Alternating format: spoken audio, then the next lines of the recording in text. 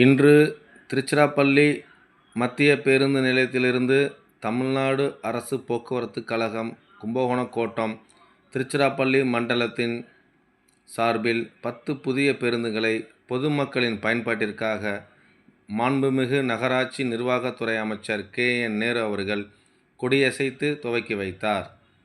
இந்நிகழ்வில் மாநகராட்சி மேயர் அன்பழகன் மற்றும் மாநகராட்சி ஆணையர் சரவணன், தமிழ்நாடு அரசு போக்குவரத்து கழக திருச்சிராப்பள்ளி மண்டல பொது மேலாளர் முத்துகிருஷ்ணன் மற்றும் போக்குவரத்து துறை அலுவலர்கள் கலந்து கொண்டனர். மேலும் நிகழ்வில் மண்டல தலைவர் துர்கா தேவி, மாமன்ற உறுப்பினர்கள் விஜயா ஜெயராஜ், கலைசெல்வி, ராமதாஸ், சுரேஷ்குமார் மற்றும் தோமுசா குணசேகரன் ஆகியோர் கலந்து கொண்டனர். மேலும் இன்று காலை திருச்சி பஞ்சப்பூரில் ஒருங்கிணைந்த பேருந்து நிலையம் வருகிற மே மாதம் 9ஆம் தேதி தமிழக முதலமைச்சர் மு.க. ஸ்டாலின் நேரடியாக வந்து பஞ்சப்பூர் பேருந்து நிலையத்தை திறக்க வைக்க உள்ளார் என்பதையும் அமைச்சர் தெரிவித்தார்.